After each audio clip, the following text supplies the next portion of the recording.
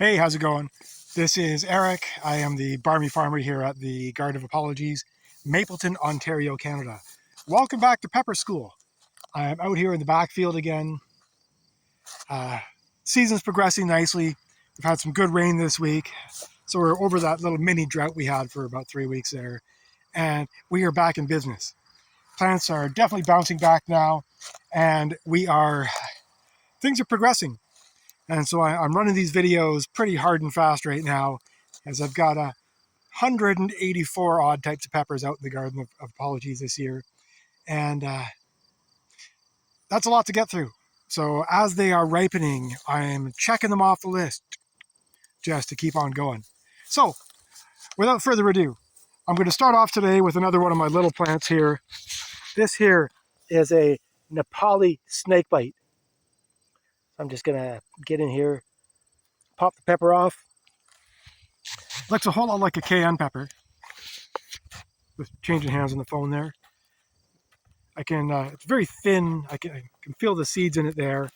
And as you would expect with the name, the Nepal Snakebite is a traditional Nepalese pepper. So let's just get at it.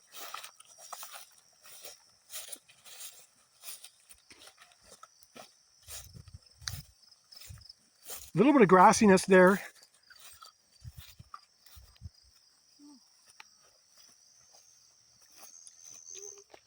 I'm not getting any floral. A little bit of earthiness. Oh, and here comes the heat.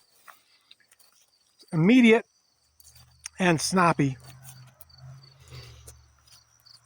Not as much fruitiness as I would expect from a red pepper like this, but it is a very sharp, very crisp heat. So that's a nice one. Really kind of woody though, with all the seeds in it. Give you a look at it. If you've seen one pepper this shape, you've seen them all. They've all got sort of the same basic construct. The only difference is the thickness of the wall and the flavor. I don't know if you can see this. It is very papery, very, very thin there.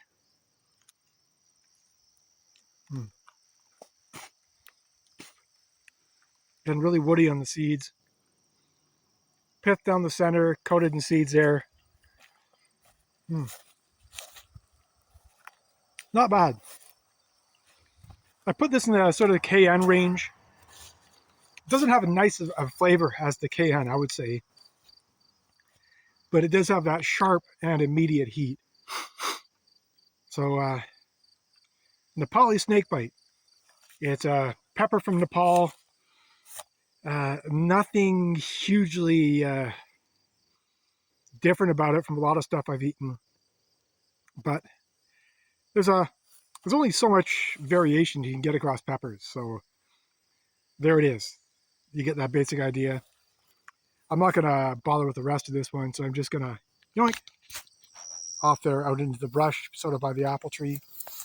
And now we're going to pop into the greenhouse of extreme regret and see what we got going on in here. We've got some really cool stuff this year. Like you've seen, I've eaten the tricolor pepper already. And those are the three colors, the purple, the green, the white. Nice variegation there. The pyramid is still coming up, so I'm kind of looking forward to that one. Have back here. Looks like it might be a black Dracarys. But that's one I lost a plant tag for. I just know I had two of the same, so I put them in the same pot. Where we're going right now is, where is this guy? Right back over here. So the Florida Bird. It's one of the older pepper varieties. It's an heirloom landrace from Florida. It's called the bird pepper because capsaicin affects mammals. It does not affect birds. Birds don't have the same kind of body chemistry that we have. They don't have the same nerve receptors. So they don't get that same kind of chemostatic effect where it's TVPM1, I think it is. I don't remember the actual letter acronym, but it's the number one receptor there. Peppers, capsaicin will bond with that and give you a feeling like you're getting an abrasive burn. So it's all psychosomatic. You're not actually getting it burned. You're not having any damage. Oh, just squeezing out, the stem just came right off. So I guess that means I should eat this pepper.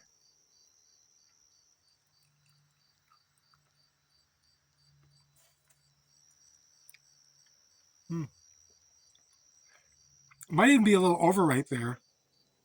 It's leaking the juices on my fingers there. So maybe I'll just eat that one there. I'm going to try another one to see if it's in a little bit better shape.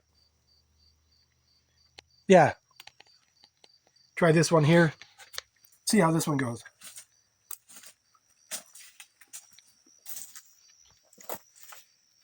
Very minor fruitiness to it. Definitely floral. Not a really good tasting pepper.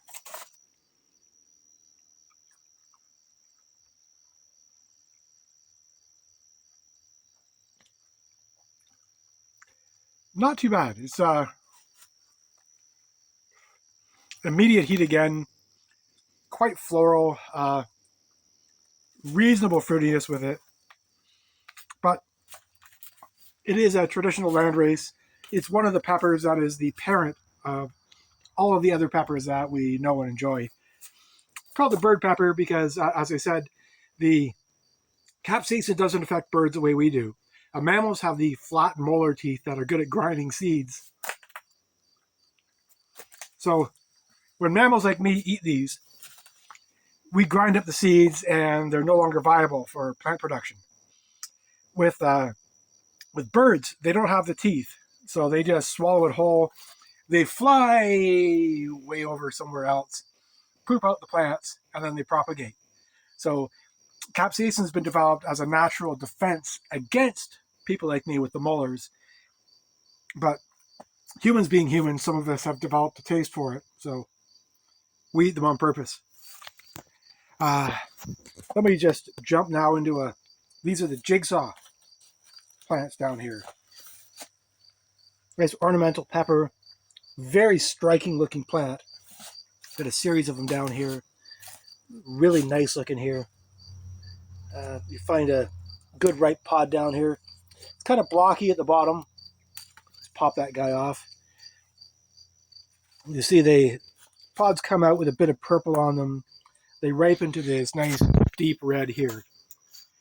So let's try the Jigsaw ornamental. Not to be confused with the Fatale Gourmet Jigsaw that's coming up later on.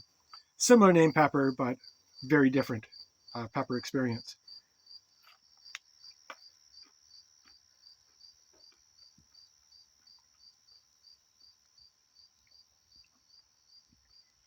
A little bland, a little floral. And ornamental peppers are generally, they're bred for their aesthetic appearance, not necessarily the flavor. So I'm not expecting a lot of good flavor out of this. I'm not getting a lot of good flavor out of it. It's blunt and immediate heat. I'd say it's not quite as hot as a cayenne, but it's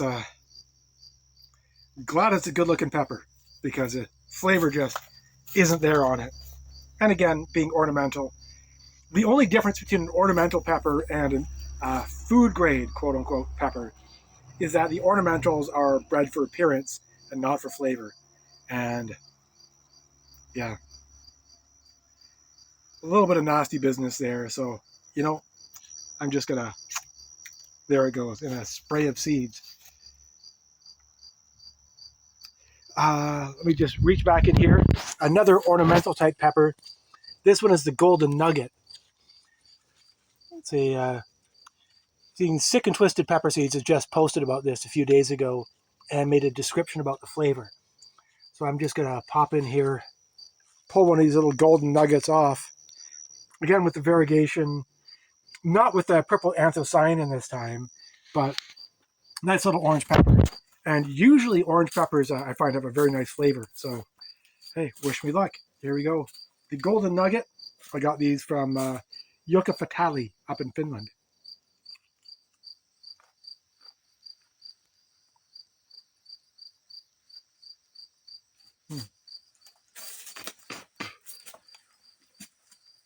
Very thin, very seedy. A little hint of fruitiness with it.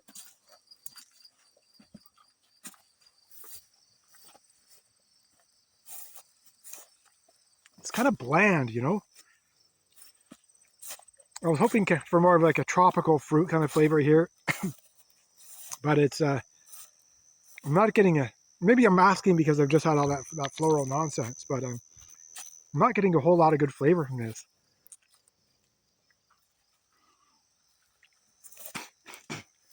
Certainly a manageable heat on it. A little bit of fruitiness. I think a little bit of earthiness I'm picking up as well, but nothing really to write home about. That is the Golden Nugget, another cool looking plant. So off into the brush. I think for now I'm going to give myself a treat with a bit of a break. Heading over to the Purple Marconi, one of my favorite sweet peppers. Just grabbing a dandelion on the way through because it's always time for weeding. There we go. Here we go. So up over here, the Purple Marconi. See, the plants come out. The pods have a really nice purple to them, nice anthocyanin there. Very similar to a shepherd's pepper. Oh, see a bit of a blemish up the top of this guy. Let me pop it off and have a look.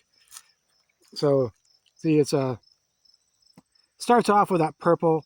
It ripens to a nice deep cherry red here. This one I think might have gone for another couple of days because I still see some little notes of paleness down here. And I don't like the looks of that little hole up at the top. I think it's probably just superficial, but let's have a go.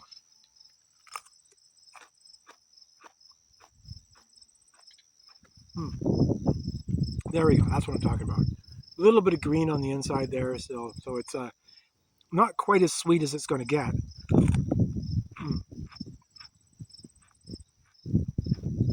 Nice Italian heirloom cultivar here. Really nice flavor. I really like these.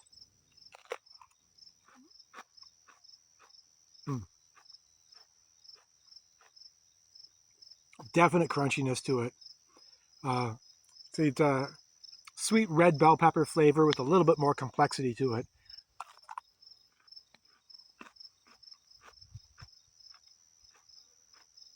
Getting kind of notes of cherry with it.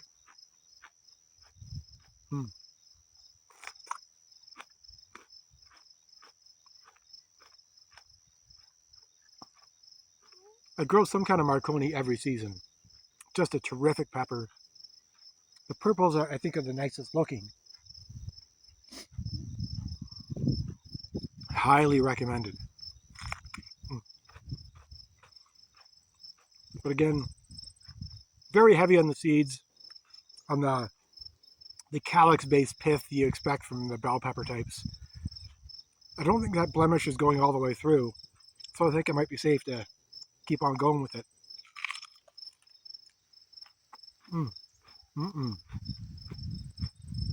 Man.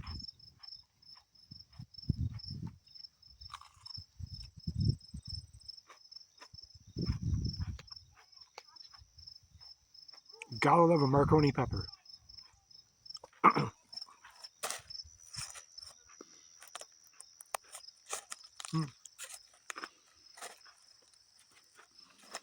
All right, gonna leave that last little bit over there. There we go.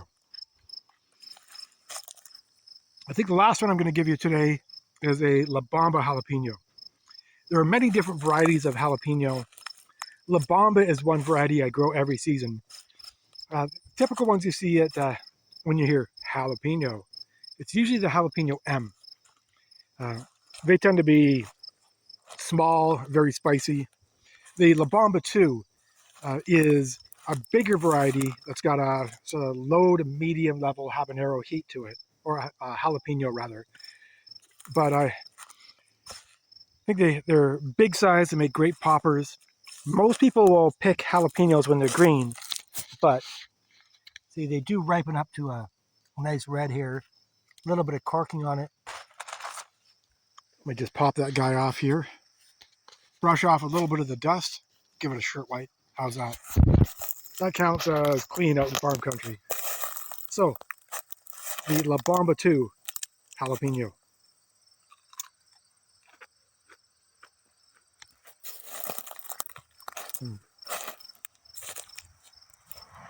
When jalapenos ripen up like this, see how thick-walled that is, just packed in there. They tend to get a little sweeter, definitely more of a tropical flavor, more similar to the red bell pepper flavor. You lose a bit of that grassy flavor. So I'm just brushing the flies off as we're talking here. They've been spraying the poop on the field, so the flies are everywhere right now.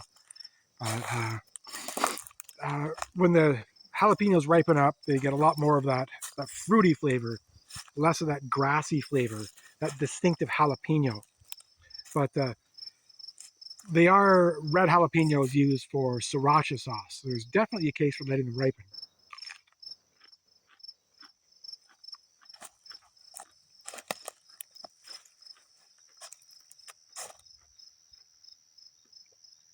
Certainly a manageable heat level, even with the corking on it.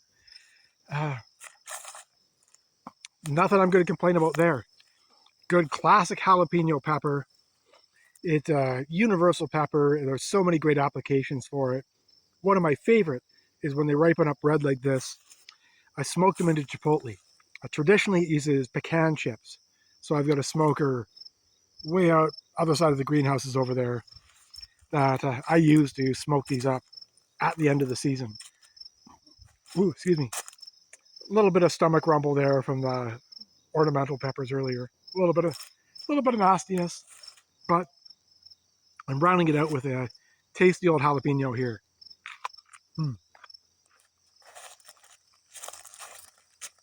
You can't go wrong with a good jalapeno pepper. And I think with that, we're going to wrap for today. It's been a decent batch of peppers. It's about time for my supper, so I'm going to head in just a moment.